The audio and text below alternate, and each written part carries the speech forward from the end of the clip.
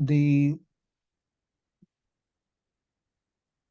the software is about 40 years old, like I said, and it has a lot of channels. They did quite a brilliant job, the software, and the people behind it, in that as people are making complaints, they are updating, redefining, rebranding.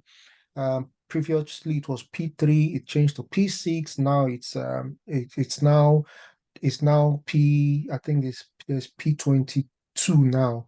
So they now stop using the word six and just say, okay, P6, Rev 22, 23, and things like that. And they've been making a lot of updates. So anything I told you is just the basis to set the pillars, to really kickstart. And don't forget, what I told you and what I've taught you is mainly to do with the tools. You have the principle and the process. And even after you understand an overall principle and process, there is the other part of it, which is the business development phase of the whole side of it. Business development means that each company has their own peculiarities, and the ability to apply what their demand is, what their process is, what they've agreed to a planning principle is another skill set that you develop along the years. The thought is that some of these principles, sometimes you get to a business that do not even have a process, they don't have a principle, they are just small company, and they expect you to go out to know what to do to to develop their own company. I've had a lot with that too. Even big companies that even have a principle and process, they didn't focus on those things because they took jobs that are massive, and they just expect the planning and project control process to do what they need to do. Again, other companies will require that you differentiate between project controls and project planning. Another company, like most company in China, most company in Pakistan, Middle East, they merge project control and planning. Well, America does that as well. They merge project control and project planning. And in the UK, it's a bit of two different things. In fact, some companies will say it's the same, and other companies, so there is that tussle, and it's for you to define that side. Now, some other side of planning includes that you should understand accounting, you should understand budgeting, cost management. And if you look at all what I've been teaching, I didn't I, on one or two occasions, I did mention about cost, which was in relation to rate in relations to resource management, where you say 1 pound is equals to 1 hour of job. So if I put 6 hours, if I put 6 hours job for this activity, it means I'm talking about £6, and £6 then becomes cost. But those who have knowledge in accounting know that it's much more than that when it comes to cost management. When it also comes to lump sum, when it comes to material acquisition, payment, receipts, and things like that, it's far more than just saying it's a rate per hour or a rate per individual. So I think I didn't do justice to the cost management side of things. Please um, take your time to go to places like Udemy, Coursera, just like £15 or £10, or if you don't have the money, we are in an age where you go to YouTube, or you only need to understand know the title that you want to search about, which is what I do. I check the title and just listen to YouTube, listen to professionals. Please also go to Facebook, Facebook, Insta, LinkedIn, link yourself with people that are ahead, way ahead of you, people that are very active. We have about four people that are very, very active. One of them is from Australia, like I told someone. One of them is from Australia, very active. Also, link if you want to get to know who they are. Search Paul Harris, the guy that is into Primavera training for the whole of Australia and worldwide. He was very popular he was very popular in Aberdeen because he was during the oil boom. He was the preferred person to providing training. Paul Harris, he has a book. A lot of you have his book. If you go to Paul Harris, you check his connections. You would see by the time you search through his connections, you see people that are active, people that has long certifications that are longer than their names, and trust me, you will get to hear questions or get to hear answers that are way beyond your knowledge. But anything way beyond your knowledge um, is only giving you another strategy or another idea to do press up for yourself. And when I mean press up for yourself, I mean you doing some effort for yourself. So I like in my early years, once somebody says uh, anything very far beyond my knowledge, I just write it down my book. I don't have a special book, but I have a book that when I go to work, I have to do a plan of the day. That's what I need to do for the day. As a planner, I need to plan myself. So what I have to do, plot, what is called plot, PLOD, plan for the day. And I write down things that I need to achieve. I go to the calendars for my work, meetings that I need to attain and meet up with. Is there any agreement I've made with someone? Any agreement I've made with the project manager that I will meet to their tasks? I have to write them down quickly, and beside it I put a box. So that same book I use it for when I go to LinkedIn and just see somebody write something very different.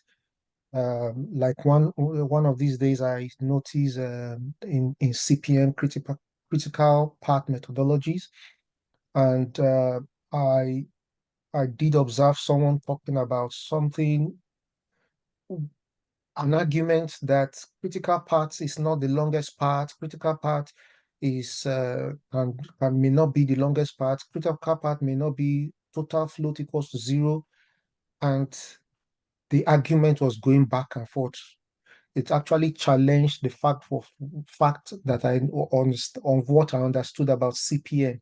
And I wrote it down, and for days I was searching, reading people's comments and ticking on trying to know what people are saying, the argument, project manager would argue, planning manager would talk, and so those are ways at which you could help yourself. Today, I'll quickly rush through what I've taught you. I and No, I will do what I've not taught you before. Then I would then, if there is the time, we could breeze through what I've taught you, and you then ask me questions. I would try to keep to 1 hour, although I've spent 18 minutes out of it.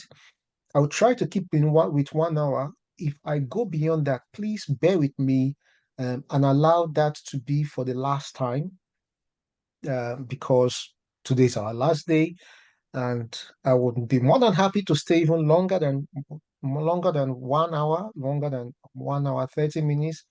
But for the sake of others who have other things to do, we need to practice what we plan as planners to stick to 1 hour. So let me go straight to the plan, and I would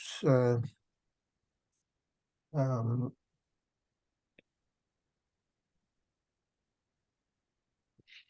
let me share my screen first. If you have any questions, feel free to ask.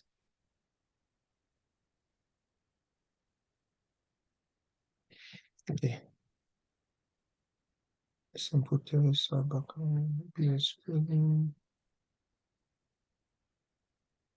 that reminds me, the smaller project that Timmy did mention, we have two people that are interested in doing it, and I will start engaging them across December, January. Um, and I'll have a chat with Timmy about it again in regards to when it's going to actually start. Um,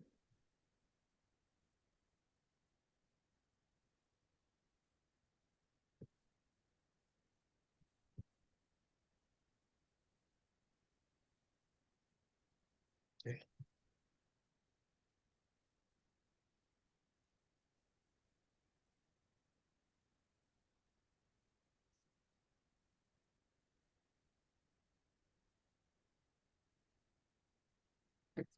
Okay, this is budget.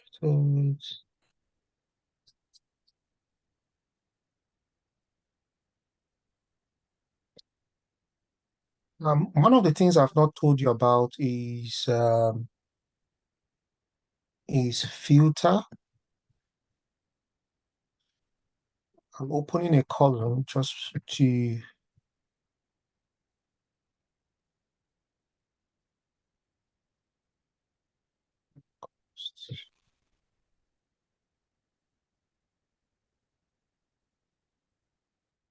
budget and labor cost. Okay, budget and labor cost, budget and labor unit is there. Okay.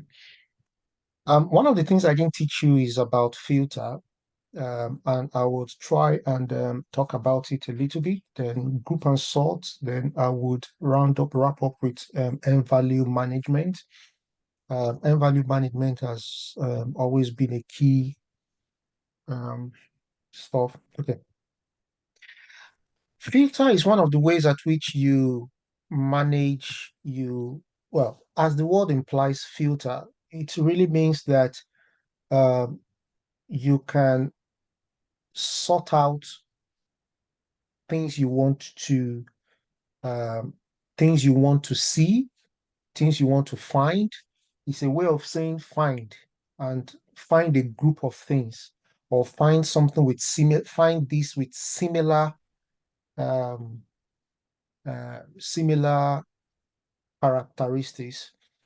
So the group and sort, filter is more with that. Um, in if you have your Primavera open, you will see that the system has default, then global is when it's generally used. User defined means me, what I define. Let me pick on this, what I define. Um, so I can create for myself filter name. It's asking me for a filter name. So I'm creating for myself. I can say find as my own filter. I can call my filter name find Magnus. I want to find. Then once I click OK, it comes here. It doesn't come to the default. It doesn't come to the global. It's possible for me to take it from here and put it into the global. But default is what it came with when I set up, when I installed my P6. So you would see things like completed activities. If you want to only find completed activities, by default, it has set it. If you want to only find critical activities, if you want to find activities with finish constraint, if you remember the word finish constraint, when you come, let me click OK. When you come to status constraint, this is constraint. So if you want just finish on, start on, finish on before, finish after. Those are constraint, finish constraint. So back again. So fast finish in progress, that's between 1% to 99%. If you want to find it, level of effort, an activity that is level of effort, don't forget where you can find that longest part that is you really want to know the part that is the longest, but may not necessarily be the critical part, which is where an argument is. Now, a critical part when the job has not started, critical parts are always the longest part when the job has not started. You finish the program, you've agreed on a baseline, but you've not started the job. A critical part will be the longest part. But once you started the job and you started progressing it, the critical part will no longer be the longest part because there will be change in the network diagram. And when there's a change in the network diagram, there's a change in the free float. Don't forget the definition of free float is between two activities, the gap between two activities. There's always a change in the free float. There's a change in the total float once you start progressing an activity. And once you start progressing the activity, the longest part start changing and the critical part also change. So that's why there is a difference between the longest part and the critical part, and it could be the same at the start of the project. Now, this is milestones. If you want to filter for just milestones, let's try this. So I'm going to click by default and say filter. I want you to filter out just the milestone, apply and okay. And did you see it's just giving me just the finish milestone? How do you set up this? This leads me back to, if you want to undo it, just click here, apply, and everything comes back. So now how does he, what's the concept behind it? Because you might look at everything that is here and say, I really, this this filter has not done justice enough for me. I want to filter just deck one, and I want only deck one to show. So how can I do mine? So don't forget that did wrote we did created a topic for ourselves, which is in the user define, and I'm going to modify. Now I just want deck one. Let me click here. I'll say give me just deck one. Sometimes I'm skeptic about using all or any. Now, the concept behind using any means that this is not all of what I'm talking about. The sentence I'm going to put is not all. Uh, you might not see one or two of the sentences or one or two of the text. So if you don't see one or two, still pick it as part of it. That is any. All means everything I've written here. Don't miss any word out of it, and that is all. So sometimes I use any because by the time you are typing, you might miss a space, and when you are filtering, you didn't put that space. And don't forget, this is a computer data. It's a data in, data out. Well, garbage in, garbage out. I wouldn't want to use the word garbage, but data in, data out, and you are prone to error. So sometimes I use any, and I'm looking for deck. Deck is the word deck here is in colored, so that should be a WBS. So I'm going to look for WB. I'll just type W. When I type W, all the W comes out, and I'll look. Is it W? Is it a name? Is it a part I'm looking for? Is it just WBS? Now, everything can be correct depending on how you present it. Please play about with it to be able to understand certain nitty-gritties about it. But let's look at, let me say, the part equals, I'm using equal because I'm going to pick specifically. I'm speaking specifically deck one. And I'm saying all the parts that is within deck one, just give it to me because that's what I want. So let me go back again. Pick anyone whose WBS part equals to deck one. I can say, well, okay, deck one, but I just want everything that is under 926. I want everything that is under 926. So, well, deck one, then I'm going to add again, or it's not going to give me and, it's giving me or, because any is what I said.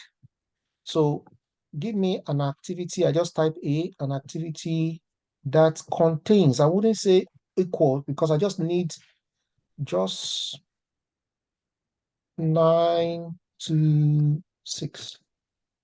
So when I do that, it's going to give me, well, let me not make it complex. Let me first delete. Let me delete this. Let's pick what we have said. The equal part is equals to deck one. So let's do that first. Uh,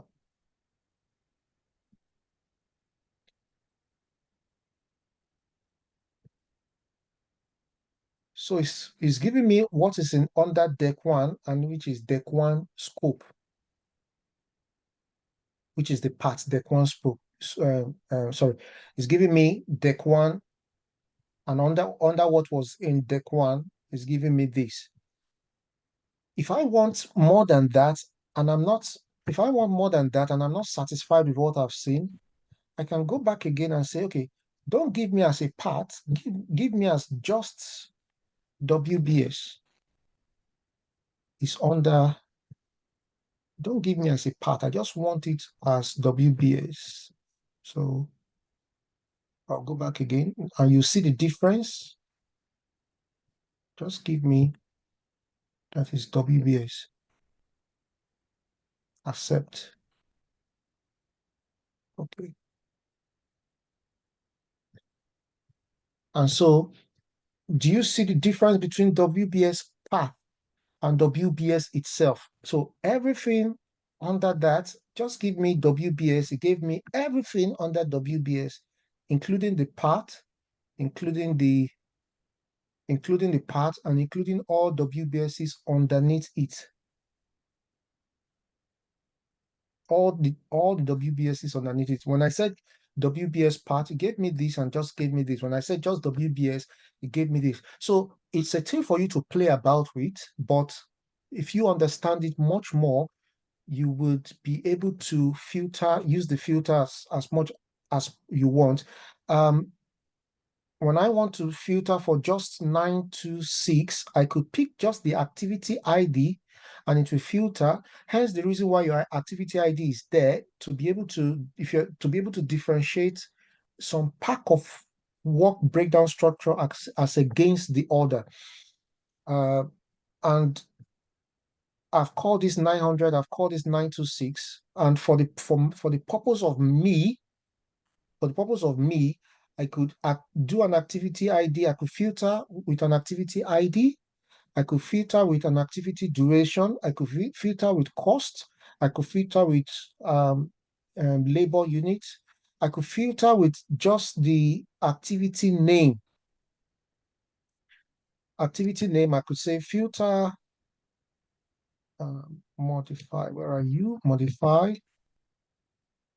And say activity name is equals to, and I'll just say A2 is going to ask me, I should bring it out. I can pick just A2 or lobby ID, lobby one, and it gives me only what is in lobby one, or I could say, give me just what is here, and it will do that. You could do multiple. I could pick this and then do multiple and filter as well, and it will act as though I'm using a group and sort. But if you look in here, parameters, if you look in parameters, you could see a lot of things you could do with filter. You could get for variance, steps completed, strategies, because there is a part where there is strategy for the high levels, successor, rating, TRA, which is my own time risk allowance, and you would filter as many things as you want to filter. Please play about with that. The next one I'll take you to is what we call the um, settings. I have done a little bit of that. Uh, in settings, everything that we have here as setting on itself. We have we have three main setting. However, there are so many types of setting. We have the user defined field settings. We have admin setting, admin preference, admin category, currency. Oh, okay, let's just go for it. Admin's preference in the admin section, general. This is code separator. How do you want to separate um, activity from the other, or how do you want to separate one information from the other. Now, this is very good by the time you're doing an Excel template, because it's going to consider this uh, when you are converting CSV to text in Excel. In Excel, there is a way at which a text code is being transferred from P6 into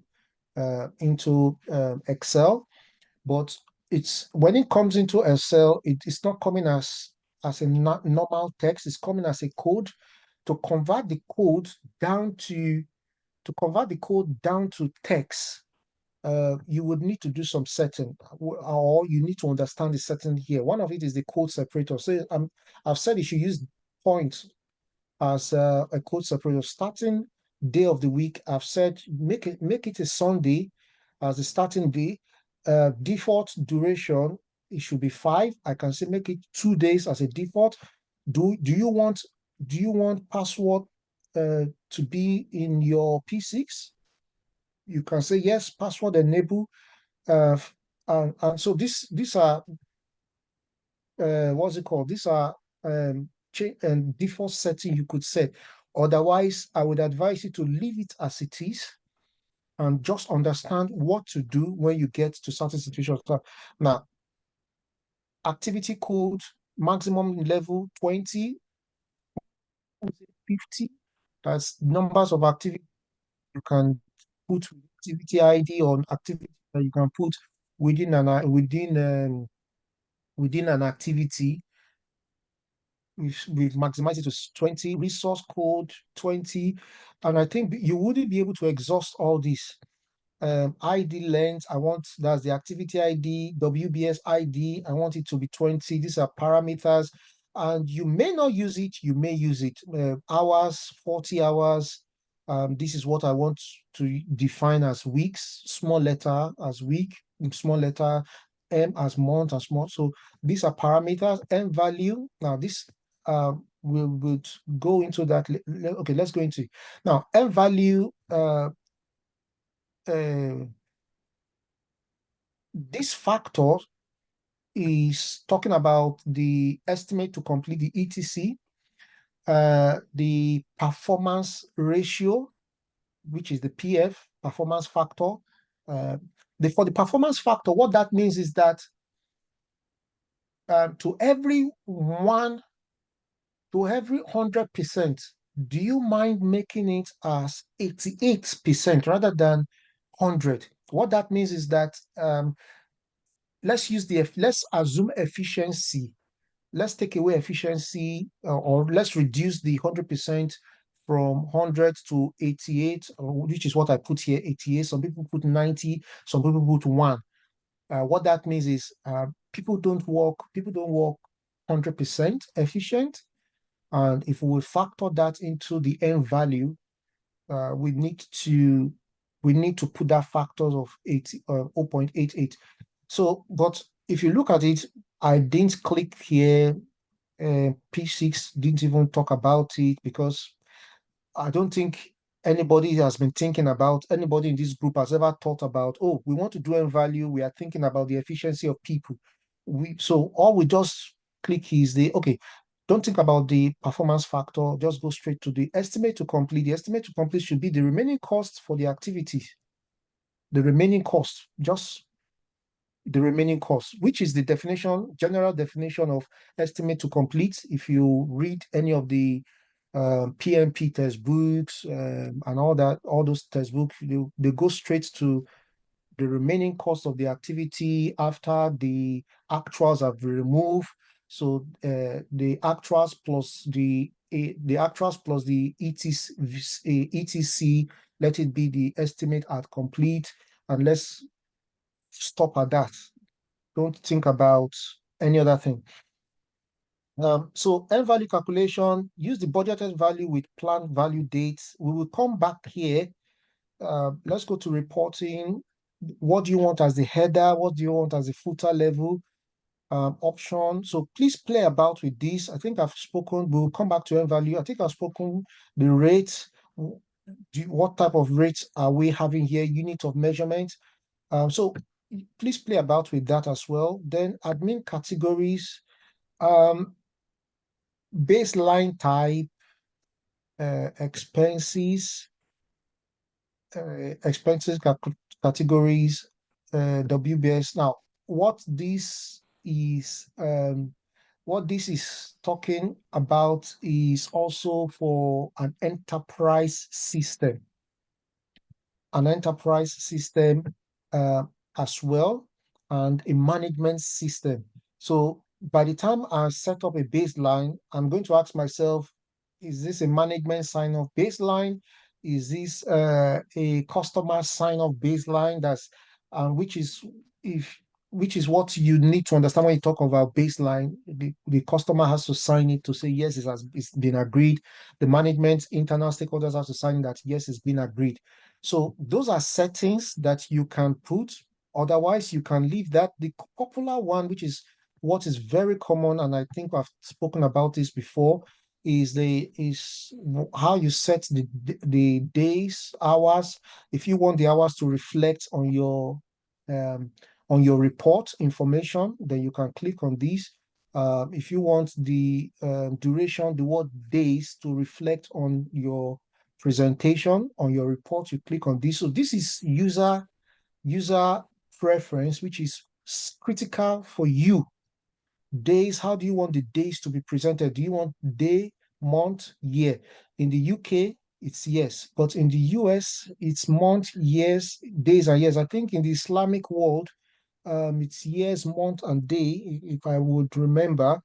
um, once I changed the names to once I changed the text to Arabic, that changes for itself. There's a certain default it changes to. Currency, how do you want your company to operate? If you're in the UK, most often pounds. If you don't want pounds, or you want transfer from pounds and you want to put the exchange rate, there is a place for that. Assistance, application, password, you can set password to your click the password button to change your current application password. You can change your password here.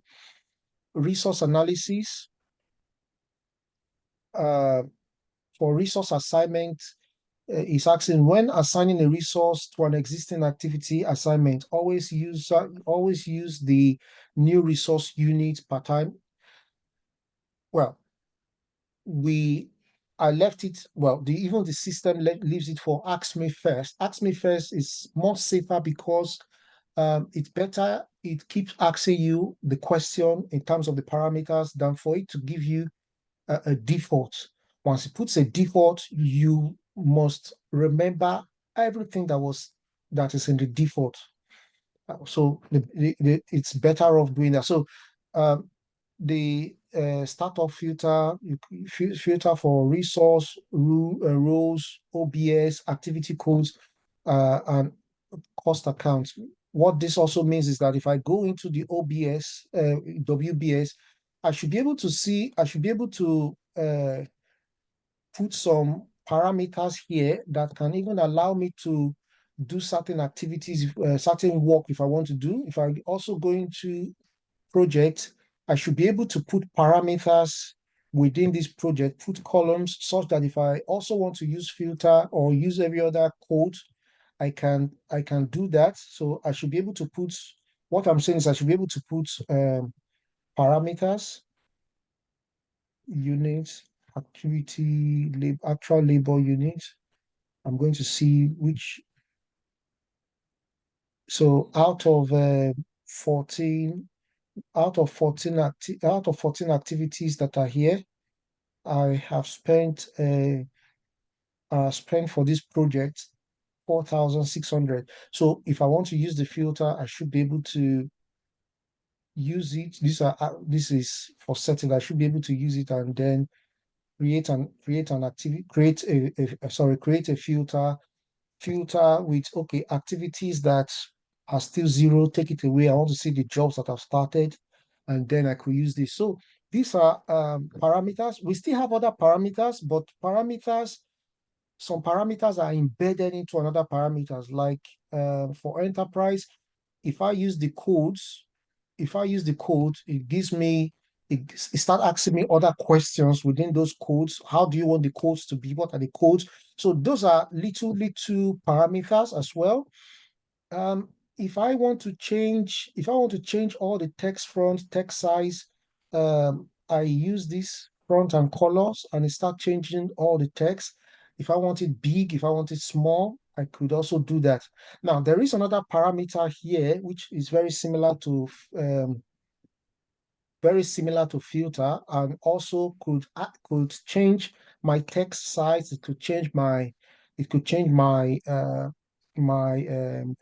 what's it called? It could change my text size. It could even change the way I present my work. It behaves like filter, but it's not a filter in that it requires me to always put codes within my activity so that I'm able to arrange. So this is more to do with arranging the presentation rather than taking away. In filter hides away. In group and sort, which is the next one I'm just showing you, it doesn't really hide it. It only rearranges it. So both of them are good for presentation. One is the filter, which hides away, and the group and sort doesn't hide away most often, doesn't hide away. It only rearranges the presentation and how you want to present it. But it does that by giving it codes to every activity. So I'm going to use this user defined. Don't forget the word user defined means that um, I am the one to use it, not necessarily a default setting. So I would look at and say, okay, let me use comment because comment could help me put comments, and my comment could be in text, in codes, and also in text, in code, and also in numeric factors. So I will put and say, okay, this is for all the nine, these are for all the 926, and I'll come down here. These are all 926, these are all the 900s, and these are all the 900. And what am I aiming to achieve? What I'm aiming to achieve is that I want to rearrange everything in another way, such that I am not going to the WBLCs and start distorting what is here, because what I put in the resource, what I put in the in the WBS is that under deck one should be this, under deck two should be this, under deck three should be this. But I need to rearrange everything without spoiling all what I've done here or redoing what I've done here. So I will just code this and give it a title. And I say 980 ATU 1-1.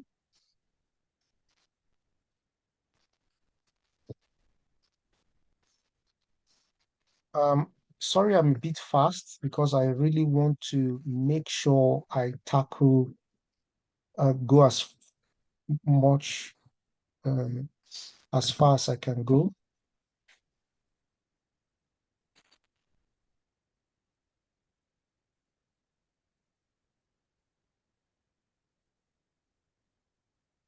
So I'm clicking here. I've just changed. I'm clicking here. Holding down my shift button. And so I've said, okay, this and this. So I've more or less given it a new title. I've given all these activities a new title. And the new title is the code I'm going to group it or sort it by. I felt I shouldn't just use the word 900. I should also use the WBS name 982. Maybe they are saying, oh, we want it that way. So just for these two, and I'm going to go to group and sort. I would just click on my group and say, okay, rather than arrange these activities by WBS, I want you to arrange it by comments, which is not comments. I don't want comments. I just want comments. Please arrange it by comments. That's what I've just said. And I would apply. And so what I wrote here by comment is now created a WBS, is pretended like as if it's a WBS and it's arranged by comment. The ones that I did not put comments is call it no comment. And I can either minimize it or now use filter to say take it away. I don't want to see activities that has no comment, and it will take it away. But for the sake of this exercise, um, I can put it this way. Now, there is another thing you will see here. Okay, before then, if I come to print out and just say activity name, Gantt chart, apply. So you can see everything is in one page and it's acting like WBS and it's a group and sort. But notice another thing. I'm going back again. I will click on this and I'm saying, give me a page break. A page break means that for each of the comments, by the time I'm wanting to print, I want something different. I've given it a page break. I'll click here. I'll click here. It's 2 pages. For each of the pages is giving me for each of the comments. That's comment. The first comment was 900, just one page. And the next page, another one, which is the page break that I chose. So let me go back again. I want to go back again. I'm going to just put WBS and leave it back to where it is. So it's taking it back from what I did to what it is. So play about with that as well. You could use comment. You could use comment. Um, you could go to the columns. You could use any of the columns that you have here. User define. In user define, this leads me to the next thing. In user define, I'm picking user text, but I don't like the word user text. I want something different because I'm going to apply now and it's giving me the word user text. I don't want user text. I want to call it another name. You click on it. This is edit, and you can call it Magnus. Apply. And see, it's changed it to Magnus. There is also ways at which you create more columns that if you want to use personally, there are ways to um, create columns. And when you create columns, it goes to the user define, and from the user define, it from the user define, it's then you can then pick it and use it if you want to use it. Let me see which oh, this is 952. Let me see if I would create one. I need to show you one. Tools, is it tools? So this is, oh my goodness, why did I open this? This is not what I want to open. No, this is visual. Well, I didn't want to go into visual because people hardly use visual. Visual is when the project manager wants to see your project without um, wants to see your work without going into P6 directly. It's just away from P6, and it could see what you have done in P6 using the visual. Visual is more colorful, very beautiful. Uh, I wish I could touch it, but I we have a lot to cover. Um, Store period performance. Okay, global change. Global change is a way of changing everything in your program, in your program permanently. It changes it permanently and it doesn't undo. And people hardly teach people on this because it's as dangerous as I've said it. Once you make a mistake, it changes everything entirely. If I'm going to change this, let me see if I could do one and show you. So where activity where activity ID equals 900, sorry, 926. Um, I want to put otherwise add, uh, or else add activity ID to be equal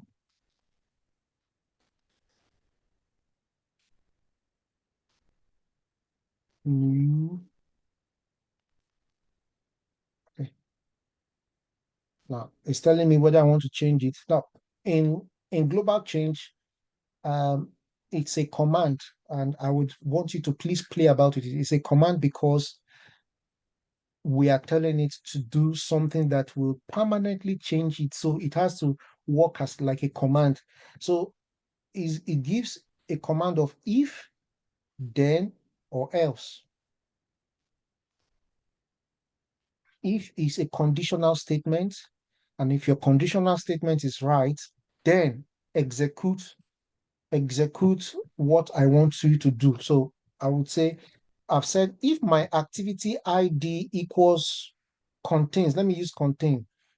If my activity ID contains 926, which is here, then let my activity ID be equals to, I could say, let it be equals to, no, let me say, let it be equals to, mm, let me use, okay, let it be equals to activity name. Let me take away this. I don't want this. So what I have said to the command here, which I have not pressed OK or change, I'm saying if my activity ID is 926, if it is 926, then allow the activity ID to be the activity name. That is, all the things that I've written in activity ID, change in 926, change it to the activity name. If the activity name is more than 20, don't forget the parameters, the admin parameters that we give. If it's more than 20 um, um, activity count, it's not going to affect the change because the P6 will say you are limited to 20 numbers. If it's more than that, if it's less than that, it will affect the change. I will click on change. Okay, error. While processing the global change, please review your report before committing to change. Okay, so it's now advising me that there are errors. Now the errors. Look at the errors here. Error error here. Activity ID is too long, meaning that if it's going to commit it, it's going to be more than 20. It means that the activity name is more than 20. It will commit to this because it's curing. 926 is curing. The activity name is curing, which is what we have, curing. But for the rest, it's just giving me error, error, error, error, error. The error means that it's too long. It's too long. It's too long. But if I say execute it, it will execute these ones. It will only execute the first line, which is curing prime. I don't want to do that because it can be very dangerous. The danger is not because of what I have said. The danger is because it's permanent. There is nothing you can do to undo it. So that is that about global change. Please play about global change. Global change is good, but can be um, dangerous. The best is to manually do it or use what's it called? Excel, convert it to Excel and then change. Um, so that's that about there was something I was thinking of showing you. I think it's um user-defined fields. User-defined field. I think, oh, user preference. Yeah, sorry. Where do I find my user-defined field? Again, let me remember. Oh, yeah, yeah, user-defined field. Yes, thanks. It was user-defined field I was looking for. The reason why I was looking for user-defined field was because when you go to user preference, um, sorry, when you go to columns, when you go to columns in the user-defined, these are the fields, these are the things that you have created, and you can create it to give you text, give you numbers, but you can also create it to give you codes, and that is where I wanted to take you to. So I'm going to add, these are the ones that have been added by by Primavera. I want to add um, an activity. I want to create a type of reporting that would be give me RAG status. So I can say RAG status or color coding, and I'll say I don't want text, which is part of it, which is what I used here in my comment. If you check my comments, I used text. I could say I don't want. Okay, so yeah, that's activity, right? I don't want text, which is what I have. I want just costs. It will give me just only cost such that I could only put cost in pounds. Or I want just finished date. I want indicators. I want integers. That integers means 1% to 100%. That's why we have the indices, integer, um, uh, yeah, indices, integer, and then numbers, which is just only numbers, start date or text. So if I put indicator, it's going to accept the word indicator, and I'll say yes, I'm satisfied with indicator, and I'm going to close. And by the time you come to column and you check this, uh, interestingly, you will find the word rag. The rag you created, that I created, you will just find the word rag there. And this is rag. Now, the beautiful thing about rag is it gives you all these four, five, 1, 2, 3, 4, 5. Oh, and with the word rag, red, amber, green, it's up to you to decide what that rag could mean. I could say the rag for this is, are we January? This is future. So all future work should be green. And I'll say, yes, all future work. So everything February, this is January, February. So everything here is future work is green. And I'll put, these are future works. I'm happy with this.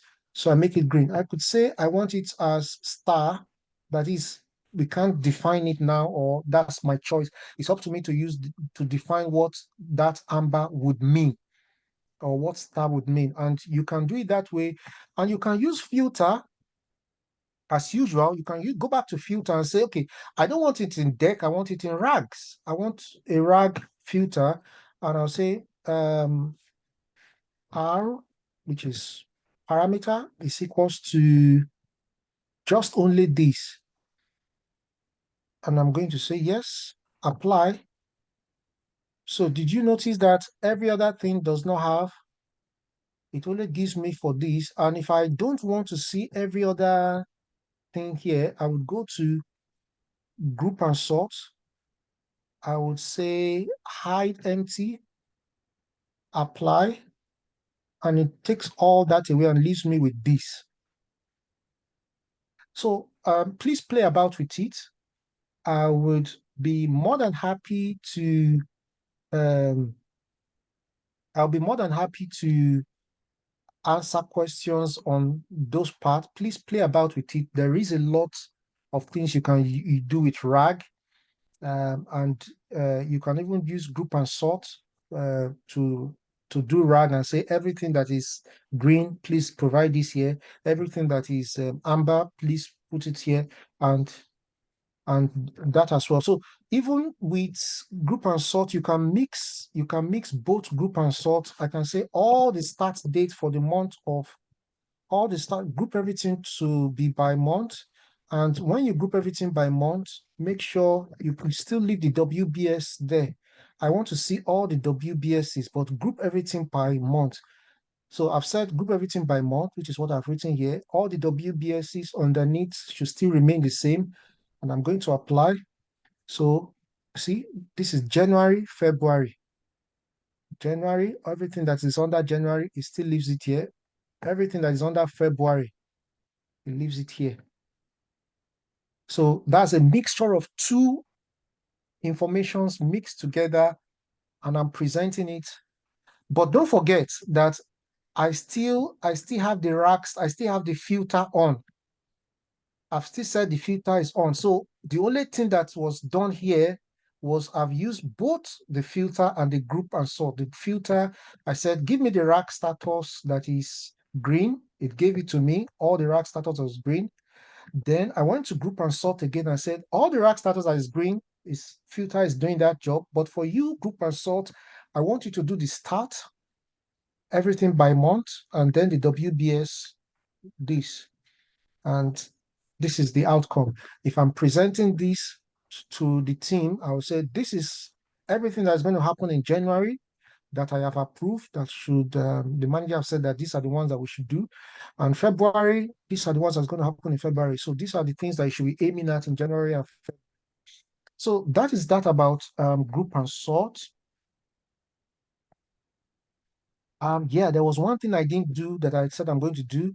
Um, you might be in a company and the company will say, oh, everything that we have done in this project, we want us to use this project and replicate it in another company, in another project that we want to do. If you want to do that, you can copy a project, put it, I'm going to copy this project, put it in another project area.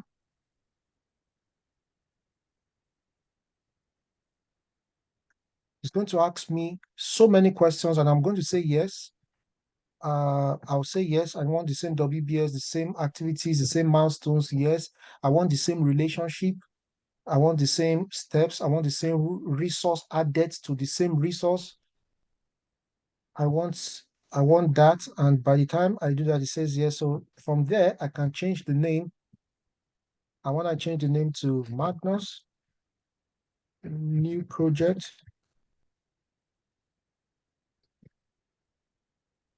New project. I'm going to change the ID. It's giving me a new ID, so a new project ID, and I'll change it answer 101. From there, I could then start creating. Um, it doesn't have all what I've given, so I don't need the parameters, and I don't need this. So I don't need start. I'm deleting this, apply, and then I can start making changes to all these, and this becomes a new project entirely. This becomes a new project entirely.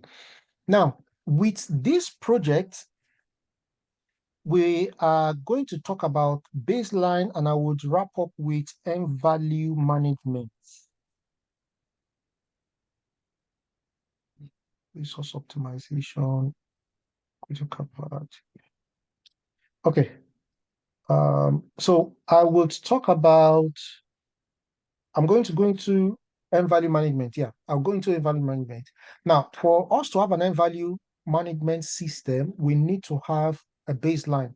A baseline is an agreement between all parties, either internal stakeholders or external stakeholders. They are agreeing to the activities there, the numbers of activities. They are agreeing to the relationship. They are agreeing to the resource system, the resource strategy. The relationship is the logic. So they are agreeing to the logic, which means they are agreeing to how the project will be executed. Now, they could have more than one ways of executing the project, but with that in mind, they are agreeing to a certain approach. And that certain approach becomes contractual between all stakeholders.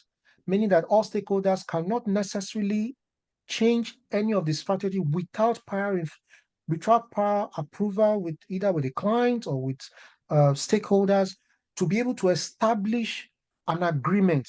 So an agreement becomes a golden document that needs to be preserved and kept and has to be used as a means of measurement. So it's either kept within the program or is kept in an enterprise system or is kept out of the project, is kept into documentation. Sometimes they keep it in OneDrive to make sure this is what the client has agreed, and they also keep it in the project.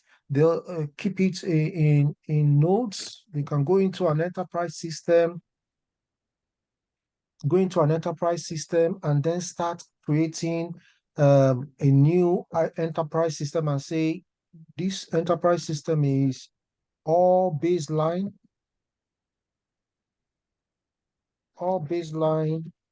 agreements with the client. And then when you go into the projects, then you see a new baseline and then they start keeping the baseline there, what has been agreed. But for end value management, one thing is very important that once we have agreed on all the dates that are here, we've agreed on the costs, we've agreed on the resource, we've agreed on how the costs provided the resource, that the budgeted unit is 162, meaning that the budgeted cost is this, and the budgeted units is this. So we have agreed on it, we've put the rows, and we are all satisfied. Then we assign we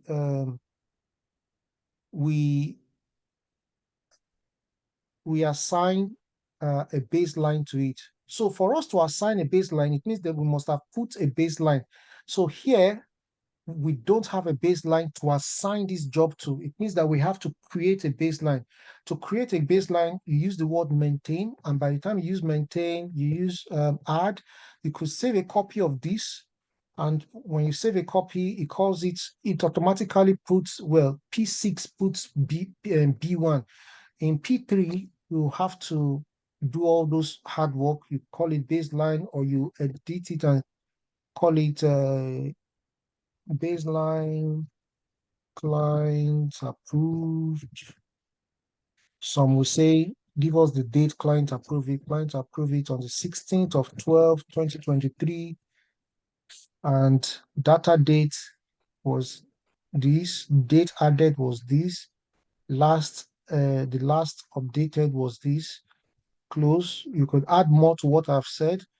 Then now that we've maintained baseline, we could add. Bear in mind, you could also main, sorry, you could also maintain baseline by copying from all what you have in the enterprise project. So it takes me to all the projects, and I may want to add new or add any other projects that I have here and add it there. By the time I do that, then I can assign. At the moment, I have just one to assign. So I would assign this, apply here. Now, this assigning of projects, if you come here, you see the line baseline assigned. The baseline assigned is Magnus MW1 project B1. If you assign a project, bear in mind that you can assign project when they have started. You can assign project when they have not started. It's advisable to have a project assigned before they start, and subsequent baseline can be added later on. There are two major in construction. There are two major assigning on projects based on clause, which is the first one, which is for a project to be accepted. The second is when a project is being updated, uh, you also need to issue to the client subsequent, after updating it and you have agreed that this is the update, then you can submit to the client. P6 allows just about 4, but can accept more. P6 allow you to assign, sorry, P6 allow you to put so many baselines that you want, uh, and can allow you to assign just 4.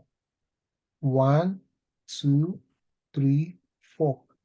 But this is the project baseline. The primary is BL1, the secondary is BL2, and the tertiary is BL3. So it has the project baseline BL1 and BL2 and BL3. This is about 4. And you can then play with it for the next 4 months, next 3 months. That becomes how you process it. Now, for other companies, you might just have only one throughout the 3 years of or 4 years of the project. Some you have every month. You have a baseline every month. That's after you finish updating it and you have agreed with the data date, you baseline it. So you have to understand the company process before you apply that. Now, once you do that, let's assume that this is a project that we have not updated or we have not progressed. I might say, okay, I don't. Let's assume that this project is, we submitted this project to the client. The client said, look, let's put all this job aside. We are no longer doing the job. Then in November 20, this was in 2020, this was in, what's the data date? This was in 2011. They called us that we should do this job. We said, yes, we've won this contract. All of a sudden, they come back and said, okay, now that you've submitted your project and you are budgeting about £500,000, um, we don't want you to do the job again. But you've baseline, you've done everything. Then after they came back in 2023 and said, okay, you're going to do the job and you're going to tell us when you're going to finish. Now that though I have baselined for 2011, I want to put it, they want us to start the job in October 2020, no, in November, in, okay, okay, in December 2023. Let's leave it to December 2023. December 2023, I'll go to December 2023. They told us to start the job this year. They gave us the job back again this year. And let's say the first week in January and schedule. So we went back to them and said, okay, you told us to start, you can start 2023 and the job will finish by 2024. They said, okay, they're happy with it. After that, they told us we can start. Because they're happy with it, as the planner, the first thing I must do is maintain a baseline. We have data date of 2011. I still left it there. I'm now going to add the data date of 2023. Same job, client approved. I'll say I'm putting comment, client approved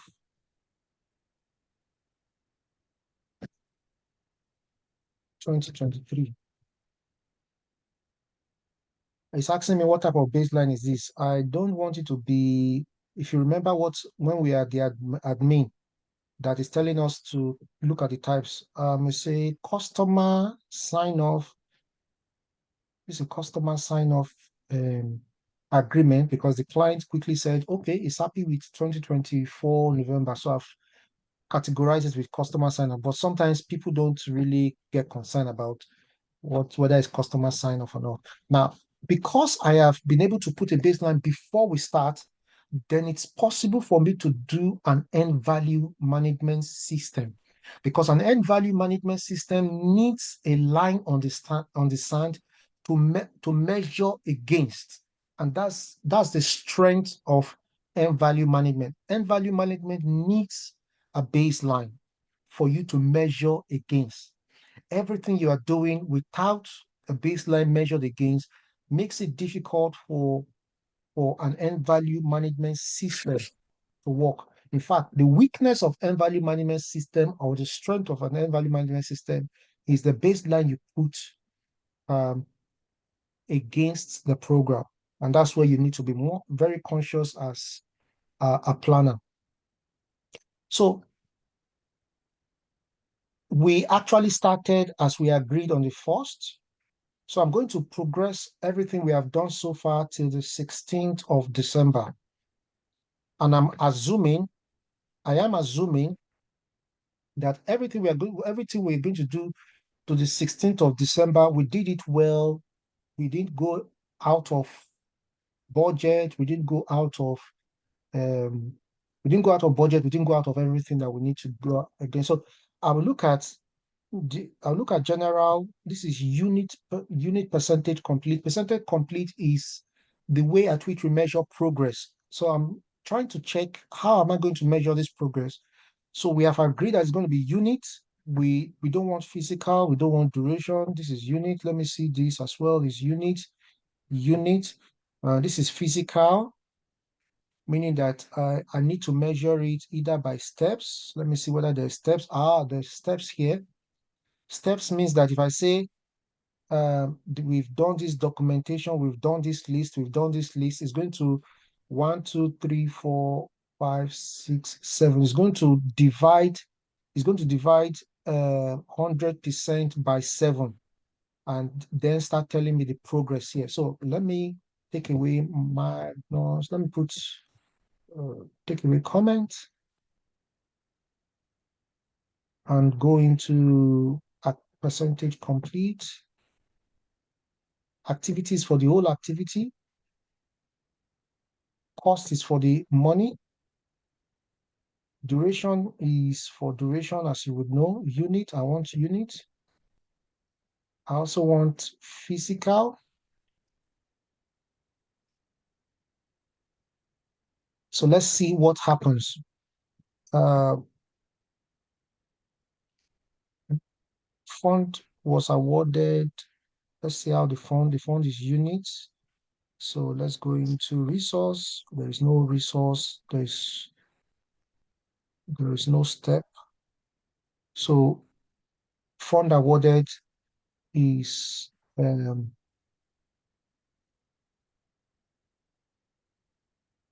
I would say, yeah, so I would say it's been awarded. This is okay. Because I don't want to start searching around, although I could search around and sort it out, but I don't want to start searching around. I can use the search light. It tells me areas where I can update. If you notice the search light, when I switch it off, it doesn't tell me, it doesn't give me anything, but when I switch it on, it tells me where I can update, and I can play about with the search lights by coming here and saying, give me the search light for the whole of December. I want for the whole of December. I want to see what updates I can do for the whole of December is till 30th, and I've just clicked on that. So I'm going to look at this. So it's out of everything, I think it's just only 3.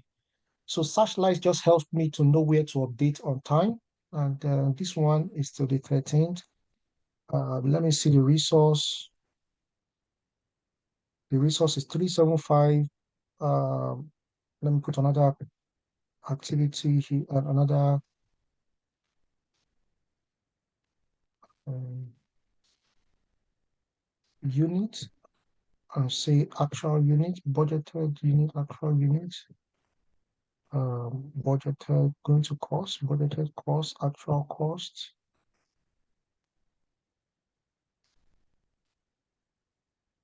So I've added more, and the reason why I added more is that it's unit percentage complete. And because it's unit percentage complete, it deals with the hours. It deals with the hours, it deals with the what is being utilized by the resources, almost like a resource based. So this is 3725, and I'm going to say actually they have started this guy called Ben Frost has actually started with 273. He's done 273. Did you notice when I put that it gives you 29%? That's out of the three of them, this person has finished using his own. I'm going to put for this 374, and this is 91. I may say that, oh, he actually used 90, he actually used 105, meaning that I have put more than what uh, more than what we have bargained for. I can put 91 to be happy, but I'm putting, let me put 105. That's we use more than what we bargained for. Let me look at steps, whether there's anything. Let me look at this. And I'll say he actually started on the 1st, and on the 13th, he finished all his job. Uh, they finished all the job. So I've confirmed that they finished, but they actually used more than though he has we budgeted for this, but I think he used more than that. But let's just leave it like that because that was what actually happened. Now, the third one is that this guy actually this guy actually used 162, and this guy used 162, but I don't think this guy used 5, and this guy used 67. How do I get all these hours? I can get all the hours either going to the timesheets where the timesheet can be put, or asking the manager or asking the engineers on site and for their timesheet, or use lump sum, or use an enterprise system, which can be Oracle enterprise system, and get all the hours. Sometimes you might not get the hours and they will tell you all the work is completed. You just have to understand the way at which you would be the way at which you'll be measuring progress. That has to be agreed as part of the baseline. So I'm going to say 466, they've actually started, but take note, out of 9 hours, out of 9 days, they said the remaining days is 9. That cannot be possible. If out of 9 days and you spend 44%, which is about 50%, let me assume 50%, it means that out of 9 days, they must have used 4.5 or 5 days. They must have used 5 days, sorry, which is supposed to be here, but let's say the remaining would be out of that, the remaining would be 4 days.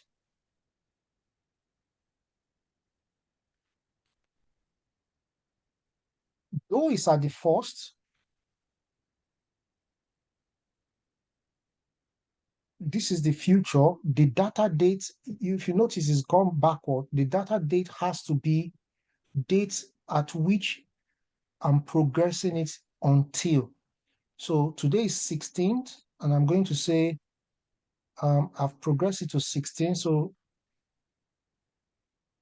let me say, let me hold down to 16. Oh, no, let me hold down to 17. So it starts on a Monday because Monday is the working day. 8.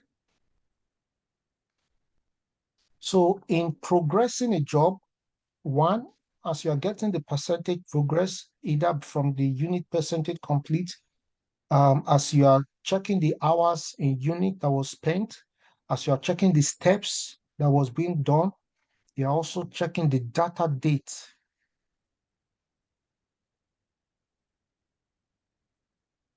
So it's giving me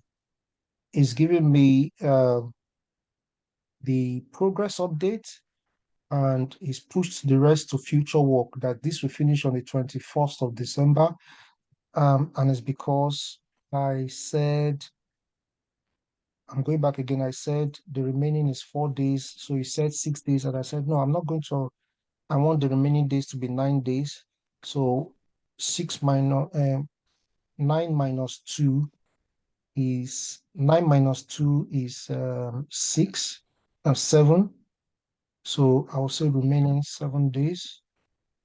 I will reschedule again. So it's giving me at complete 9 days. Um, okay, so I've been able to progress everything.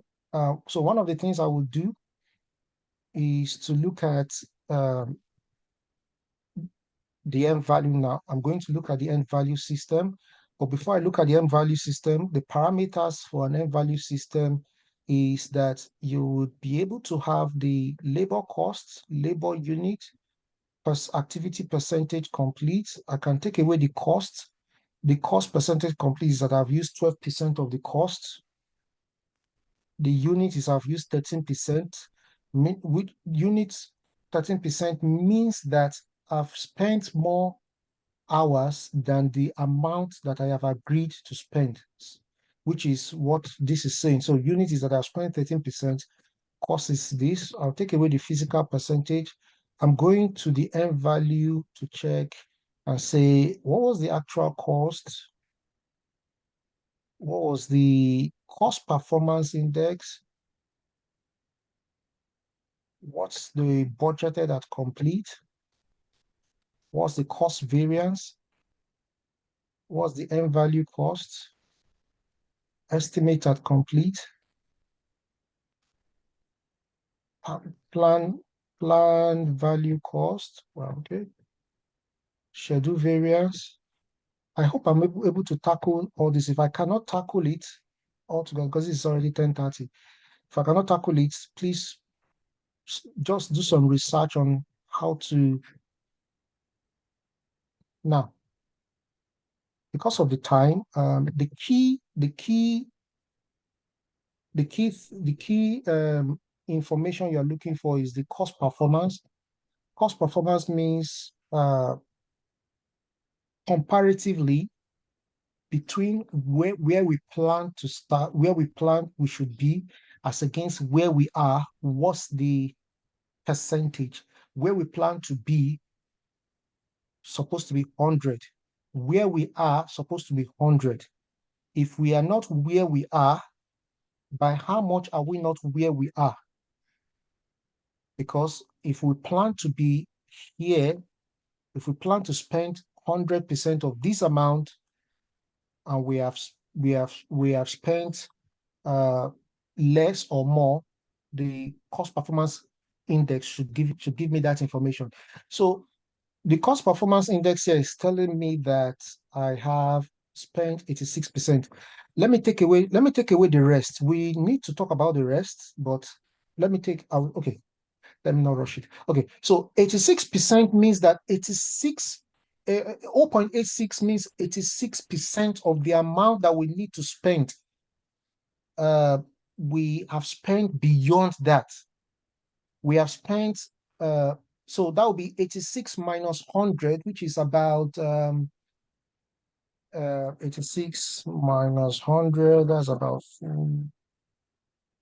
14%. So 14% is the cost variance, which is about 9,000. Sorry, let me look at the details. So 14% is like the cost variance that we are experiencing. However, the budgeted at complete as will seem to increase. We've spent 97, we've spent 97,000 pounds. And we've also we spent 97,000 pounds. The budget at complete is still 940, and the cost variance, the cost value, the plan value cost is also at 940. The schedule variance is telling me that we are way less than what we intend to do. Now I'm going to look at why should that be the case. It says that we are minus minus this. Minus means that we're even less than 0.00. So, and this is 540. The prices are okay. This is 37, this is 0.86. There is a problem with the variance. The variance means that we are many years behind. So that will lead me to the baseline, because if we are many years behind, that leads me to the baseline. Yeah, which is the problem. The problem is we have put the wrong baseline. The baseline we put was for 2011. We need to put the baseline for, we need to put the new baseline that the client gave to us, which is supposed to be the B2. The B2 was what we went when we went to meet the client the second time, and he agreed for us to start in December 2023. So minus 0.8689 means that we are many years away from it. So let me go back again, and I would schedule. So this is where we are. So it's telling me that 0.86. That is, we didn't go so far at all. This is 0.86 as well. So cost-wise, we never had a problem with the cost. We only have a problem with the schedule. So what is telling me that is we 0.16 means that we only went 16% instead of even 90%. We only went 16% of all the tax we're supposed to do between December to now.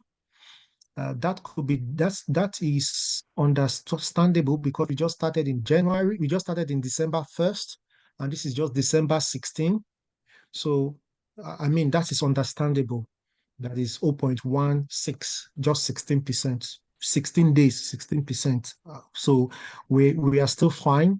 0.86, meaning that we are just 14% less than what we're supposed to spend. 0.86 means 14%. Or how do I'm trying to give it another way. 0.86 also means that out of 100% that we are supposed to spend, we have spent 14% beyond out of 100%, and that is why it's giving us 0.86. So it's either 0 or 1, and that is the reason is why it's giving us 0.86.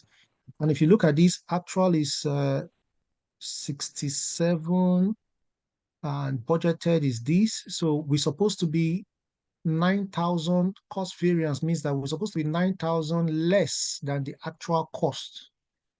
We're supposed to spend 9,000 less. That's out of 16 days. We're supposed to spend 9,000 less than this. And that is why it's giving us minus. If you get what I mean, the end value is what this is. So this minus this gives us the cost variance. Now, this is a topic on its own.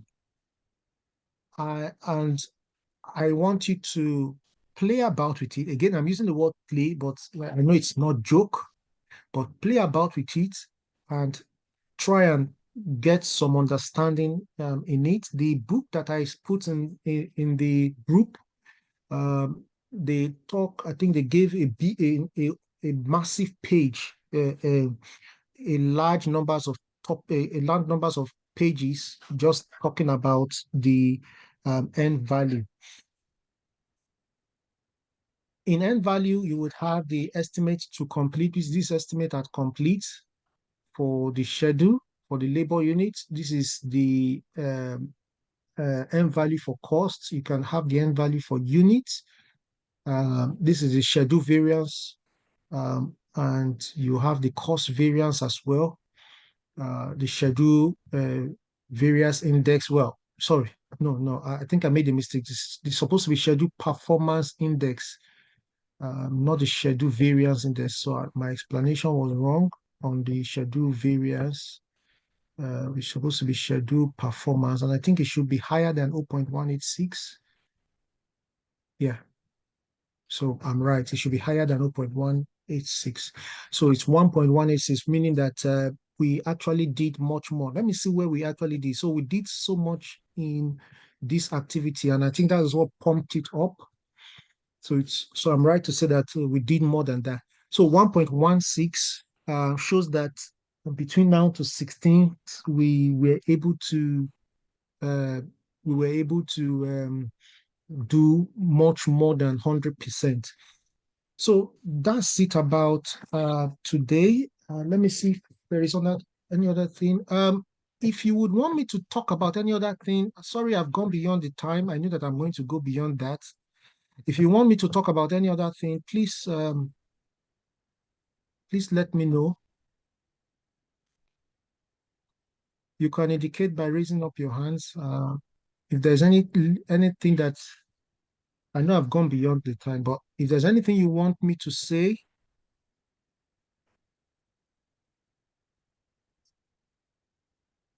indicate by raising up your hands, please.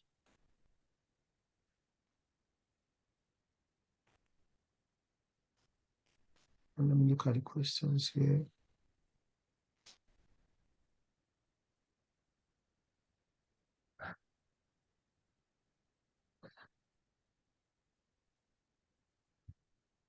Okay. Cyril and Yes, good morning, Janet. So Magnus. let's start with Cyril. Yeah, good morning. Thanks for the training so far. I'm really pleased with it. I've learned a lot. It's just the spreadsheet you gave to us, the assignment. When I was trying to do it, I had issue with the column that is budgeted non-labor units. Mine is Yeah, giving me units, but the one you put there is I see pounds. I was thinking it's numbers. Mine was numbers. I struggled to see how I could change it. I was unable. So, yeah. and also, I'm also saying that in it, you see the WBS, the amount is there. I don't know because you highlighted the ones you want us to update. Yeah. Um, let's take it outside here. I would need Okay. to Okay. see what you have done so far and then tell you where you missed it. Okay. Thank you. Yeah, so catch up with me later, please. Okay. Um, Thank. Janet, please.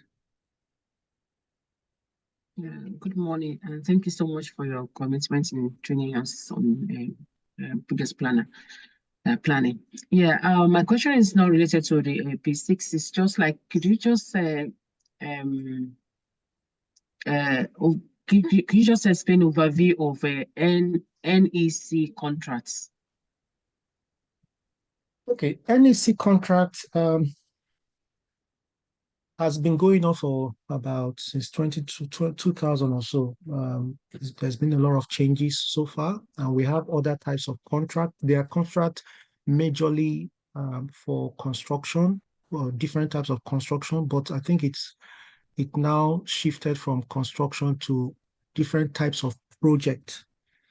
But it's mainly appreciated by the construction industry. Of recent, we now have the NEC 4. It was previously NEC 3. Um, I'm trying to remember the meaning of NEC. Something engineering construction also. So yeah, but there is it's an acronym. NEC is an acronym. So we have within the contract we have the core clause. I think is the core clause is between 1 to 6. I can't remember everything, but there's a core clause 1 that gives a definition of who is a project manager, definition of who is a contractor, definition of the term he, she.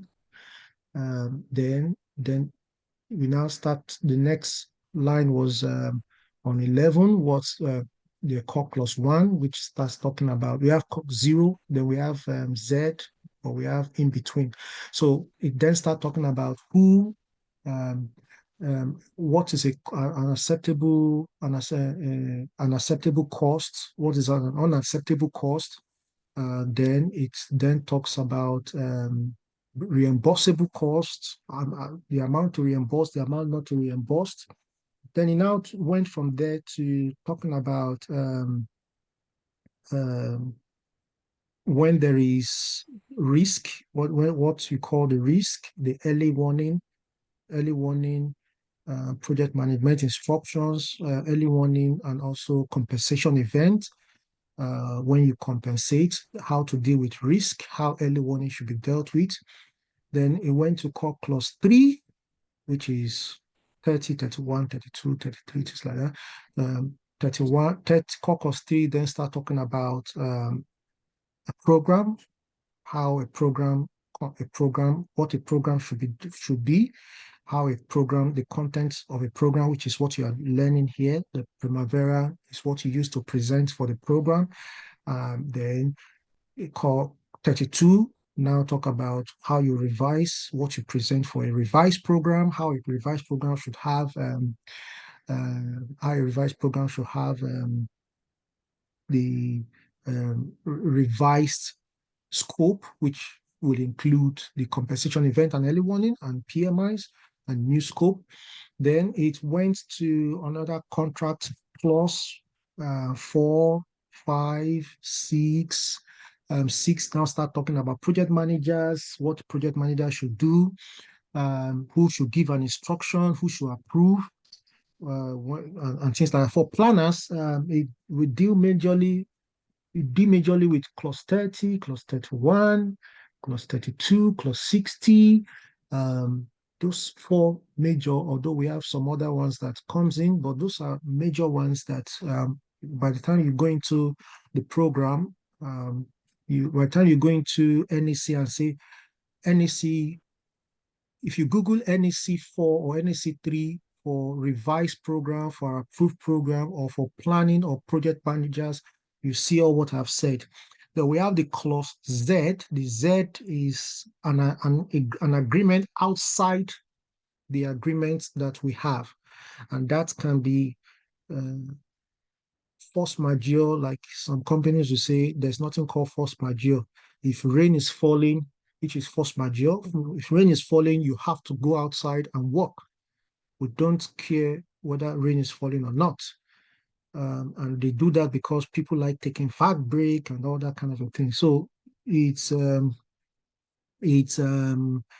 those are contract. It's a contract document. We have other contracts. The FIDIC is a contract. We have under NEC, we have option A, B, C, D, E. Yeah, we have up to E. So yeah, A, B, C, D, E. I can remember fairly on A, B, C, D. So we have all that. And some contract will say we need the program. Some contract will say we need the quantity surveyors information. Have a read. There is a lot to read there, but you don't need to cram everything. You only need to understand many things about the contract. Kingsley. Yeah, Magnus, good morning. Thanks for everything. Morning.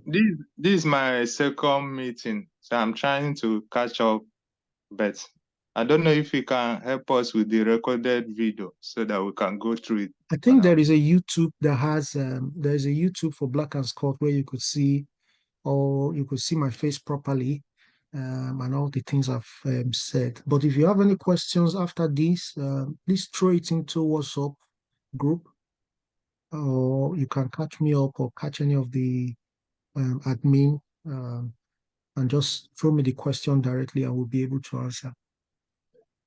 Okay, thank you. Yeah. Any other person?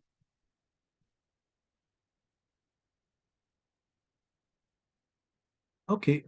One last thing before I go. It's great having times looking at faces, the pictures I can see. Belumi, Yeti, Cyrene, and people I've spoken with. I think I've had so many one-to-ones. I can't even remember, especially these few days. I've had so many one-to-ones, and it's great you all giving me the privilege to talk to you and have a chat with you. I also wish you season greetings. Apologies if I've not been able to explain myself in the way you would have understood. It's fine. Sometimes you can't really give everybody everything, but please, if you really are interested in upgrading yourself and being the best, please take time to really drill into this, stir up yourself to really catch up with where you wish to be. After this group, I would filter out from the group those who are willing to take it further, that you are willing to prepare yourself for a job and willing to have interviews, willing to have a job out of this. Um, I would carve out the group, the criteria, like I said, for those group will be those who have done the assignment or the coursework, so that I'm not repeating myself from the start and trying to prepare you by starting again the project.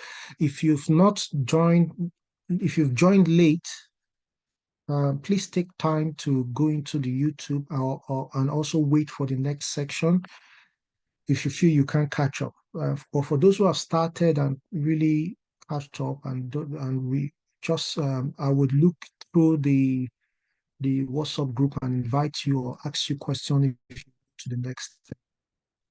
Thanks. It's nice having you. See you in the future. Um, Timmy, do you want me to hand over to you or do I call it a day? Okay. Thanks, everyone. Do have a nice day. Thank you, Magnus. Thank you. Thank you. Thank you. Thank you very much. Thank you so My much. pleasure. Thanks, everyone. I'll see you in the evening. Thank you.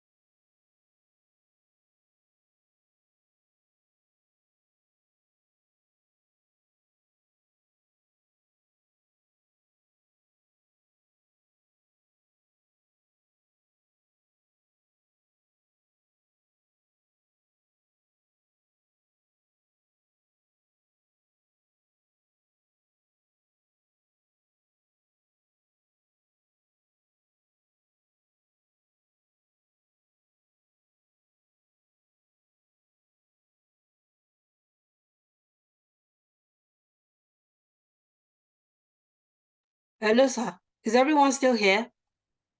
They've gone. I'll catch up with them later.